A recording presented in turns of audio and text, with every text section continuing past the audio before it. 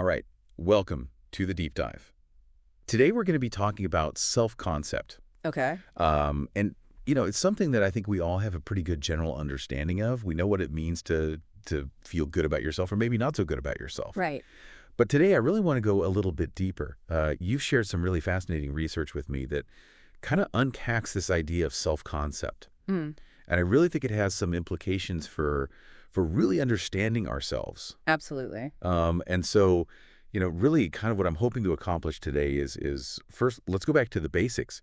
How do we even define self-concept? Yeah. How is it structured? And then how do we measure it? And then most importantly, why does all of this even matter? Yeah. And to start with the why does this matter, I think it's really interesting to look back at the history of self-concept research. Because before the 1980s, this was a really kind of fuzzy area. Hmm. There wasn't a lot of theoretical grounding. The measures, the ways that we tried to measure it weren't great, and the findings were all over the So it's place. sort of kind of a mushy concept? Yeah. Okay. And in fact, some researchers even questioned whether self-concept was a useful construct to study at all. So what happened? What changed? Well, in the decade leading up to 1990, there were some really key advancements. And a lot of these advancements came from the recognition that self-concept isn't just one thing. Hmm. It's multidimensional. So this shift from trying to look at self-concept as a single global measure to looking at all the components, that's really what kicked off a lot of the progress. It led to better theories, better measures, and much more clear findings. I see. So rather than just overall sense of, do I feel good about myself or do I feel bad about myself, you're saying there are different components. Yes, I see. exactly. Okay. Let's talk about that then. Yeah. So, going back to kind of the basics here, what is self-concept? Like, how is it even put together? Well, even early theorists like William James recognized that self-concept is multifaceted, Okay. but it was hard to actually show that empirically. I see. Then, in 1976, Shavelson and his colleagues came out with this really influential model of self-concept. Okay. And, at its core, it's a self-concept is all of a person's perceptions of themselves. And these perceptions are informed by their experiences, their evaluations by others, the reinforcements they get, and attributions, so how they explain their own actions and outcomes. Right. Because I would imagine, my experiences growing up, the things I've been exposed to, people telling me, you're good at this or you're bad at that. All that stuff kind of forms how I see myself. Absolutely. Okay, they had this model, and what are the key pieces of that model? So they lay out 7 key features of self-concept. First of all, it's organized. It's not just a random collection of perceptions. You group related perceptions together. Okay. Secondly, as we already touched on, it's multifaceted. So it reflects all the different aspects of yourself, the different roles you play, different abilities, different, characteristics. Okay, so it's not just I'm athletic or I'm smart. It's all of those things. Exactly, exactly. Third, it's hierarchical. So Oh. it goes from very specific behaviors at the bottom of the hierarchy, then it goes up to these broader perceptions of yourself in specific areas. Right. And then at the very top is your general sense of self. So it's kind of it's like a pyramid. Yes, exactly. It goes from the bottom to the top. Exactly. And at the very top, it's just this sort of overall, Yeah, yeah. this is who I am. And the fourth feature is that this general sense of self is relatively stable. But as you go down the hierarchy to more specific facets, the stability decreases because they're more situational. So how confident you feel giving a presentation at work, Yeah. that might be very specific to that situation. Right. Whereas your core sense of self is pretty consistent across different situations. I see. So you might feel really confident in one area and then completely insecure in another, Yeah. but that overall sense of self would remain the same. Right. And the fifth feature is that as we get older, from childhood to adulthood, self-concept becomes increasingly multifaceted. Okay. Because we have more diverse experiences, we take on more roles, we develop more complex understandings of ourselves. Right. Sixth, it has both descriptive and evaluative aspects. So it's not just I am tall or I have brown hair. It's also I'm a good person or I'm not good at math. I see. And finally, and very importantly, self-concept is distinct from achievement. Okay. So, how you actually perform in school, Right. that's separate from how you view your academic abilities. Okay, so those can be They related, can be related. but they're not the same thing. Exactly. All right, so that's a lot of really interesting features. But you said that when this model first came out, they actually found kind of modest support for some of these ideas.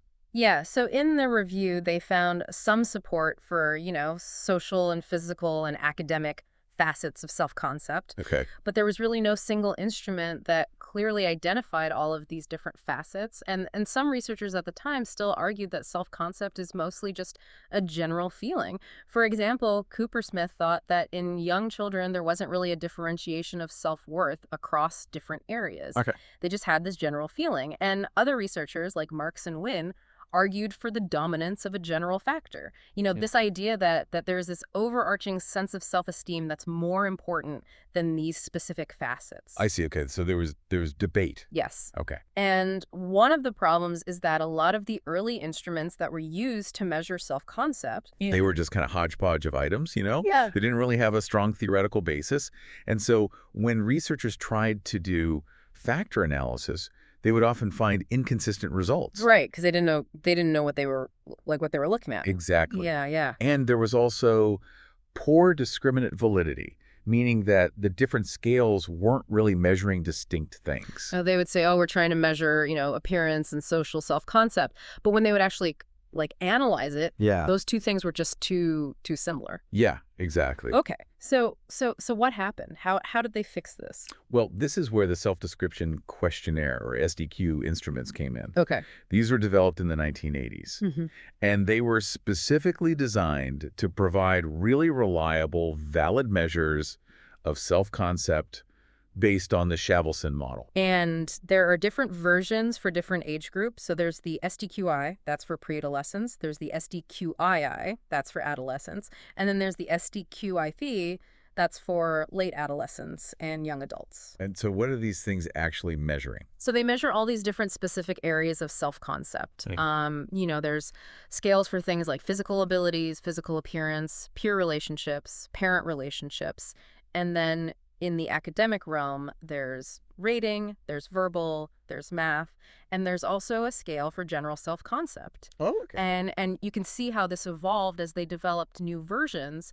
They would add or refine scales. For example, in SDQII3, they added opposite-sex relationships. Okay. And then in SDQIP, they included a scale for spiritual values or religion. I see. And they actually had data to support the fact that these were good, valid measures. Yeah. And the reliability estimates for these scales, meaning how consistently they measured what they were supposed to, were very good. Okay. In most cases, they were above 0.8 or even 0.9, which is really high for psychological measures. Okay. And factor analytics studies using these SDQ instruments provided very strong support for the multidimensionality of self-concept and for the Shavelson model in general. Okay, so this was kind of a turning point. It really was. It really was. But there was a puzzle. Okay, always a puzzler. There's always a puzzle, right?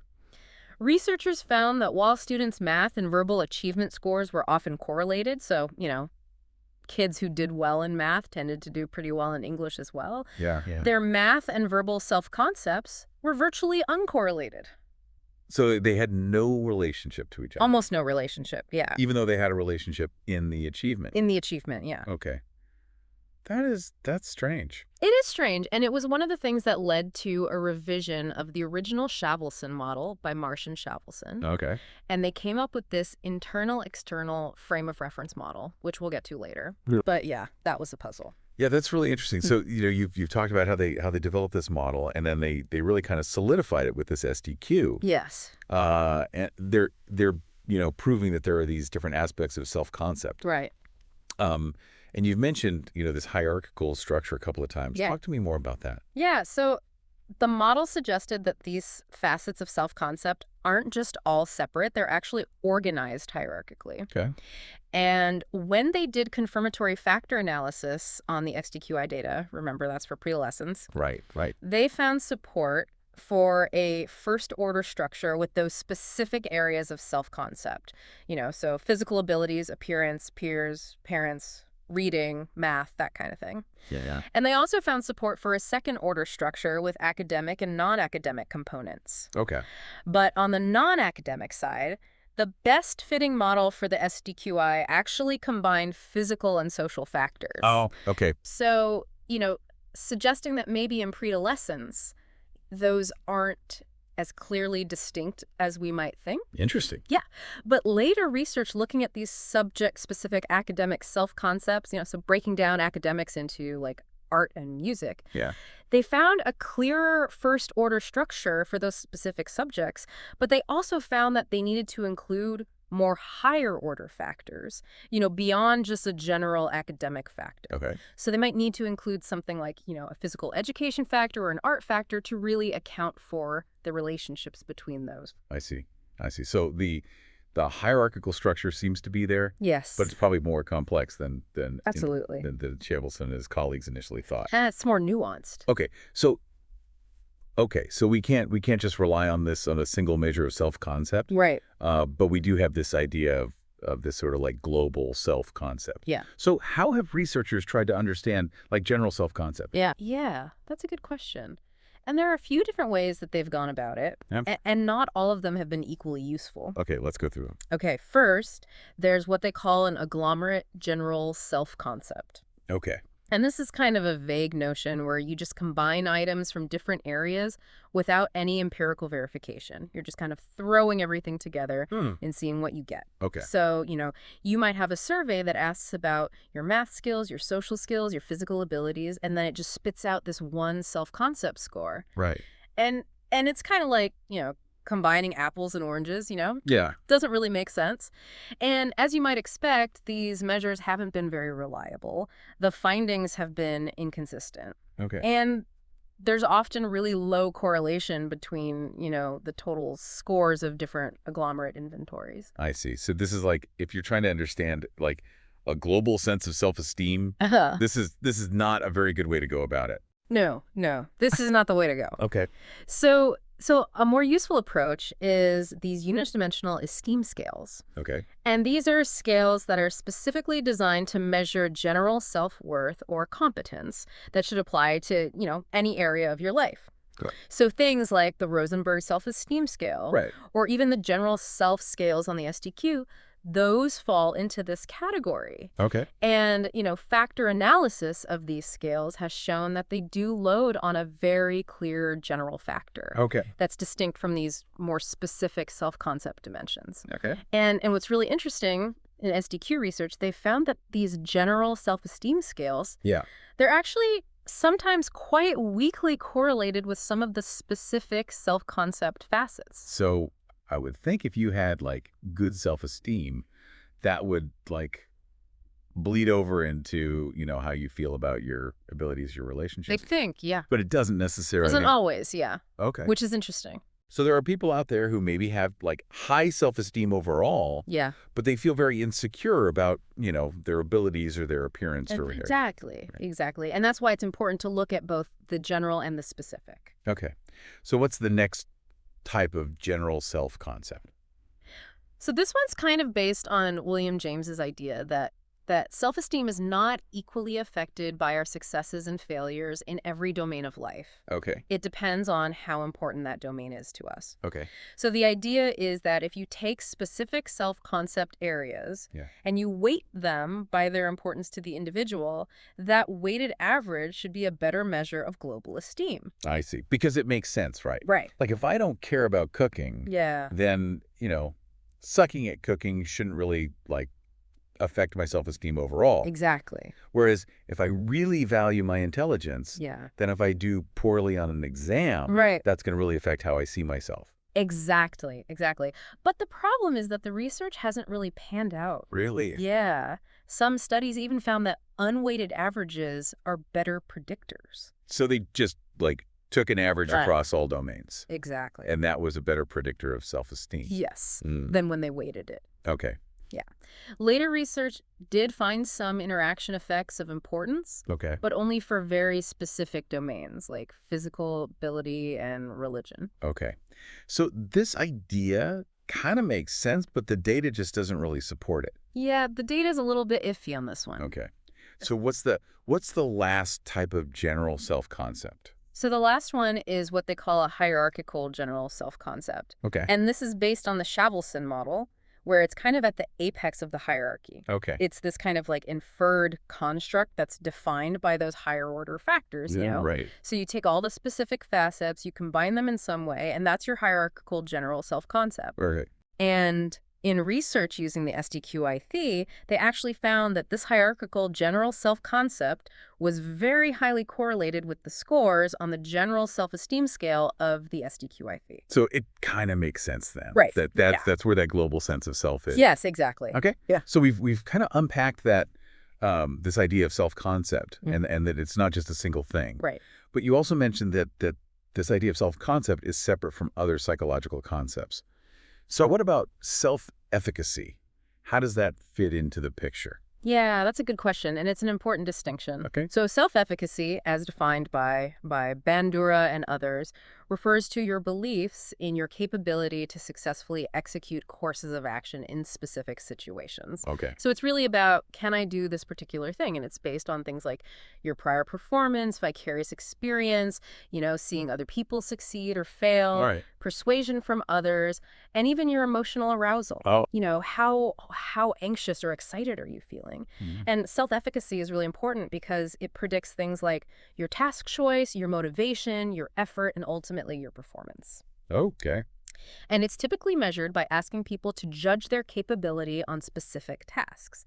How confident are you that you can do this specific thing? So self-concept, it sounds like, is sort of like this global sense of who I am. Yeah. And self-efficacy is more about, can I do this particular... Can I execute this action in this situation? Right. Yeah. Okay. And often self-concept as measured by things like the SDQ, Okay. that often looks at more like broad, stable aspects of yourself. Yeah. Whereas self-efficacy is usually much more specific and kind of behavioral. Right. But the research points out that that's not inherent to either construct. Okay. You could measure self-concept in very behavioral terms if you wanted to. Okay. And you could measure self-efficacy in more general terms. Okay. So there is some overlap, there are some similarities, but often the research focuses on those different aspects. So where does the research on self-concept and self-efficacy, where do they overlap? Well, there have been some studies that looked at the relationship. Yeah. For example, there's one study that found that math self-concept, so how students viewed their overall math ability, that was actually a stronger predictor of their math achievement than task-specific math self-efficacy. Oh, that's interesting. Yes. So it's sort of like the broader sense of your abilities, at least in Yeah. math, might actually matter more than how confident you feel about solving specific problems. In that particular study, yeah. Okay. And in terms of research emphasis, what the researchers tend to focus on, the research using the SDQ for self-concept, Yeah. that really focuses on the structure. How is self-concept put together? What are the facets? How are they organized? Right. Whereas self-efficacy research, they've often looked at self-efficacy as this dynamic mediator. Yeah. It's something that's changing, it's influencing your behavior, motivation. Right. And also, the emphasis on psychometric quality has historically been stronger in self-concept research. Uh-huh. So they've really focused on, making sure their measures are reliable and valid. So it sounds like they're related, but they're definitely distinct. Yeah. And more research needs to be done to kind of really see how they interact. Yes, absolutely. Okay. Now, let's talk about, self-concept and how it might be different across different groups of people. Okay. What have researchers found about age and sex effects? Yeah, so those are some of the most common questions that people ask about self-concept. Right. But the answers are a little bit complex. Okay.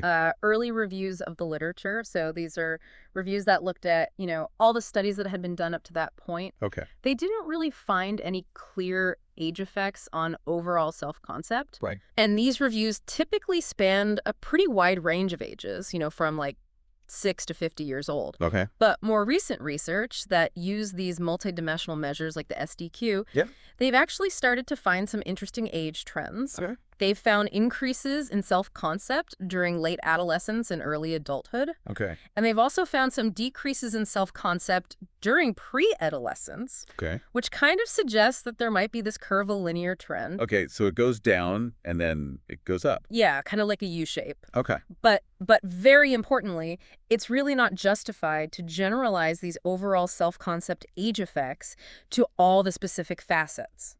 So just because there might be this overall trend, Yeah. that doesn't mean that all the different parts of self-concept are going to follow that same trend. Exactly. Okay. How you feel about your appearance might change very differently over time than how you feel about your academic ability. Right, right. And and for sex effects, there have been a lot of statistically significant sex effects on a lot of these SDQ scales. Yeah. Now, the total self-concept differences, they've typically favored boys. Okay. But the amount of variance explained is really small. Yeah. It's only a few percentage points. So it's not like boys have much higher self-esteem overall. No, not a huge difference. Okay. But what's more interesting is that the differences on these specific scales often align with gender stereotypes. Oh, okay. So, boys tend to be higher in things like physical ability, appearance, and math. Okay. Whereas girls tend to be higher in verbal or reading, and sometimes in school, like general school ability, depending on which version of the SDQ you're looking at. Okay. And for the social scales, the findings have been a little bit more mixed. I see. But what's also interesting is that researchers haven't really found many statistically significant sex by age interactions, which kind of suggests that, these gender stereotypes, they seem to affect self-concepts pretty early on. Okay. And those effects remain pretty stable over time. Okay. Although appearance is a notable exception. Okay. They've found that girls actually have higher appearance self-concept at younger ages, Oh, okay. but then it becomes lower during adolescence. Interesting. Yeah. So those are some of the general findings. Now, another question that researchers have looked at is, this idea of differentiation with age. Right, because Chevelson's model had said, Yes. that should happen, right? Right, exactly. The hypothesis is that as we get older, our self-concept becomes more differentiated, meaning that the different aspects become more distinct from each other. Okay. And in early SDQI research, so this is with predolescents in grades 2 through 5, they did actually find a significant decrease in the average correlations among the SDQI scales over time. Oh, so that would support it. Yeah, that supports it for that age range. Yeah. But then when they looked at later predolescence and adolescence and young adulthood, they didn't find any further systematic decline in the correlations. Uh-huh. They also looked at the within-subject standard deviation of the scale scores, Okay. which is basically a measure of how much an individual's scores vary across different areas. Yeah. And they found some increases in early predolescence, Okay. but not really systematically later on. And in the SDQII and the third data, they actually found some decreases with age. Oh, wow. So the support for this idea of increasing differentiation beyond early pre-adolescence is Yeah. pretty limited. Okay. So it seems like that early period might be really crucial, Yeah. but then it kind of levels off. Right, exactly.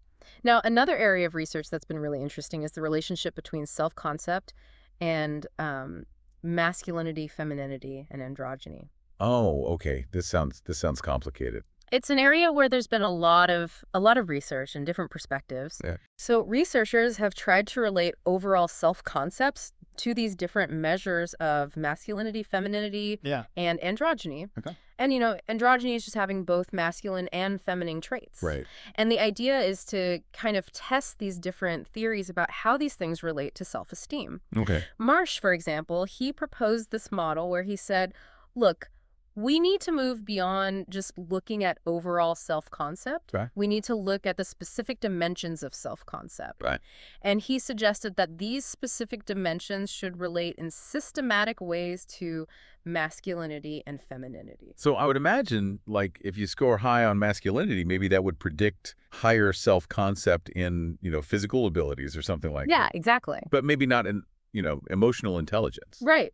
So traditional androgyny theory, it suggested that having both masculine and feminine traits is beneficial for psychological well-being, including self-concept. Right, that you're more well-rounded. Yeah, exactly. Okay. So they tested what they called additive models, where both masculinity and femininity contribute positively to self-concept, Okay. and interactive models, where it's the combination of the two that's really important. I see. So, if you're high on both masculinity and femininity, that should lead to the highest self-concept. Okay. But these androgyny models haven't received a lot of support. Mm. The research, a lot of it using general self-concept measures, hasn't really found that to be the case. So that idea of being balanced, Yeah. it's not necessarily good for your self-esteem? It's not a guaranteed thing. Okay. And instead, what's emerged is what they call the masculine supremacy effect, Okay. which is this idea that self-concept is primarily determined by masculinity. Oh, Yeah. And that's been a controversial finding. yeah, I bet. But the research using the SDQ, Yeah. where they're looking at specific self-concept areas, that's kind of provided a more nuanced picture. So, for example, they found that girls actually score higher on social desirability, and that those social desirability scores are more strongly related to femininity than to masculinity. Interesting. And that led to the idea that maybe self-esteem, as measured by, some of these scales, Yeah. might actually be more of a masculine construct.